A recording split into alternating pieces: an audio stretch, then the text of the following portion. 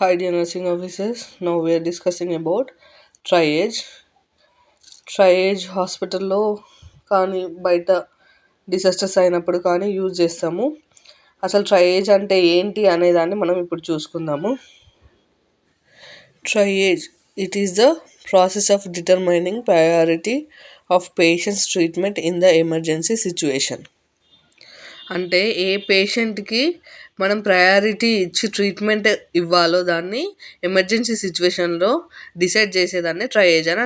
It is also called start system. మనం ట్రయేజ్ని start system అని కూడా అంటాము.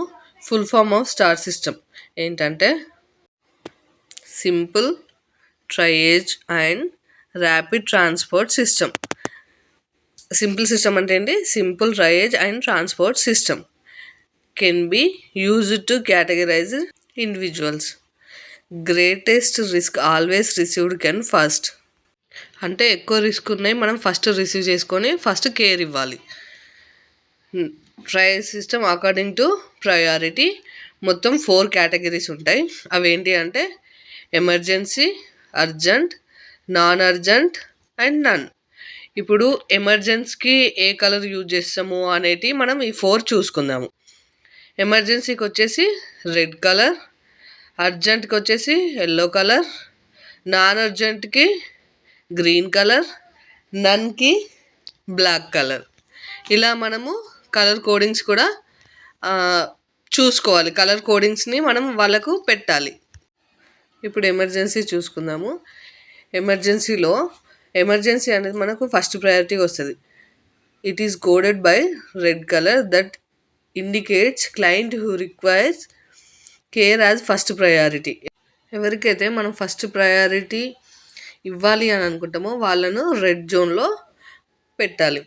ఇంకా అలాగే it is also known as resuscitative phase in which immediate intervention required. ఎవరికైతే ఇమ్మీడియట్గా మనము వాళ్ళకు కేర్ ఇవ్వాలి అనే వాళ్ళని మాత్రము మనం ఎమర్జెన్సీలో పెడతాము రెడ్ కలర్ జోన్లో. In which all the client should be assisted with in 5 to 10 minutes with continuous evaluation in every 15 minutes.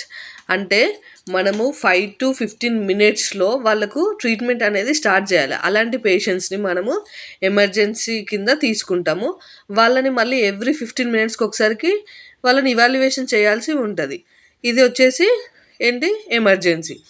ఇంకా ఫస్ట్ ప్రయారిటీ లైక్ యాజ్ ఎలాంటి కేసెస్ అని అంటే M I R cardiac arrest, RTA road traffic accident కానీ, chest pain and respiratory distress syndrome, ఇంకా limbs amputation and other critical క్లయింట్స్ని మనం emergency జోన్లో పెడతాము. అదేవిధంగా అర్జెంట్లో ఏంటి అని అంటే it is coded by yellow colour that indicates client who are required care as second priority. అర్జెంటులో ఉన్న వాళ్ళని మనం సెకండ్ ప్రయారిటీ కింద తీసుకుంటాము. అందులో ఏంటంటే in which non life threatening injuries are included or treated may be delayed for a limited period of time without significant mortality. అంటే ఏంటంటే నాన్ లైఫ్ థ్రెటనింగ్, ఇప్పుడు మన లైఫ్కి అంత ప్రాబ్లం ఏం లేదన్నట్టు. మనం ఫస్ట్ ప్రయారిటీలో చూసుకున్నట్టయితే అది లైఫ్ థ్రెటనింగ్, ఇది నాన్ లైఫ్ థ్రెటనింగ్. అంత ఎమర్జెన్సీ కాదు, కొంచెం వెయిట్ చేయొచ్చు మనం. ట్రీట్మెంట్ అనేది కొంచెం లేట్ అయినా పర్వాలేదు అనుకునే కేసెస్ అన్నట్టు. Next in which all the clients should be assisted every 30 minutes and continuous evaluation every 30 to 60 minutes. అంటే మనం హాఫ్ అన్ అవర్ వరకైనా మనం ఆగి ట్రీట్మెంట్ చేయగలిగే కేసెస్ అన్నింటినీ మనము అర్జెంట్ అంటున్నాం. ఎమర్జెన్సీ కాదు, అర్జెంట్ కేసెస్ అన్నట్టు. ఎగ్జాంపుల్స్ వచ్చేసి ఏంటి అని అంటే simple fracture of limbs and dislocation. ఇప్పుడు ఫ్రాక్చర్ అయిన కేసెస్కి ట్రీట్మెంట్ అనేది అవసరమే, కానీ కొంచెం టైం తీసుకున్నా ఓకే అన్నట్టు. అలాంటి cases asthma without respiratory distress. Asthma ఉంది కానీ రెస్పిరేటరీ డిస్ట్రెస్ అనేది లేదు. అలాంటి పేషెంట్స్ని కూడా మనము కొంచెం వెయిట్ చేయించవచ్చు. ఫీవరు, హైపర్ టెన్షను, ఇంకా ఇందులో లో గ్రేడ్ హైపర్ టెన్షన్ ఉంటుంది. అలా abdominal pain and renal stone ఇలాంటివన్నీ కొంచెం ట్రీట్మెంట్ అనేది డిలే అయినా పర్వాలేదు అనేటి అర్జెంట్లో మనం పెట్టుకుంటాం. నెక్స్ట్ నాన్ అర్జెంట్లో ఏముంటుంది అని అంటే it is coded by green colour that indicates client who are required care as third priority.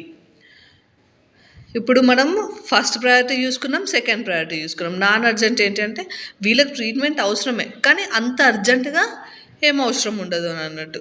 ఇది థర్డ్ ప్రయారిటీ కింద మనం చూసుకుంటాము.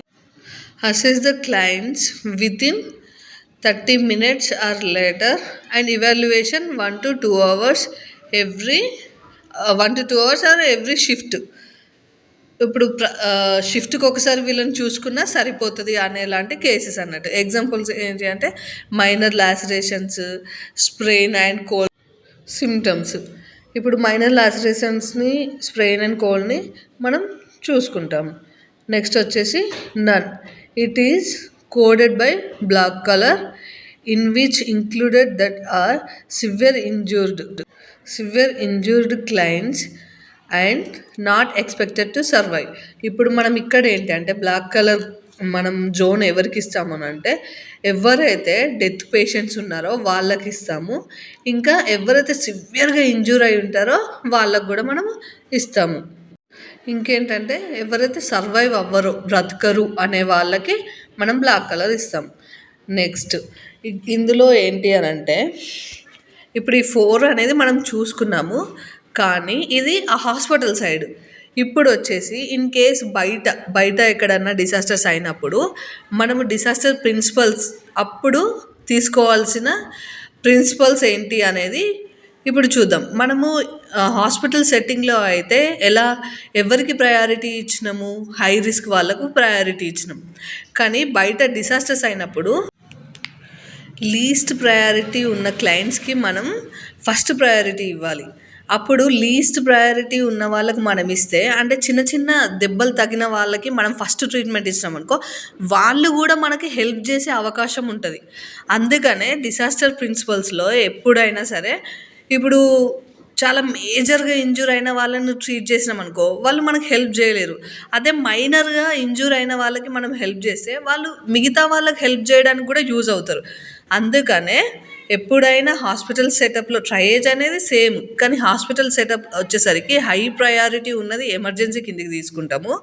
ఇక్కడ బయట ఎక్కడైనా డిసాస్టర్స్ అయినప్పుడు లీస్ట్ ప్రయారిటీ ఉన్నది ఫస్ట్ తీసుకుంటాము. సో ఇది టోటల్గా ట్రయేజ్ క్లాస్. ఓకే, ట్రయేజ్ అనేది చాలా ఇంపార్టెంట్ అండి. ప్రతి ఒక్కరూ మీరు ఖచ్చితంగా చదువుకోండి. ఏ ఎగ్జామ్స్కైనా ఖచ్చితంగా ట్రయేజ్ నుంచి క్వశ్చన్స్ అనేవి కంపల్సరీ వస్తుంది. కనీసం ఒక్క క్వశ్చన్ అన్న వస్తుంది. So thank you.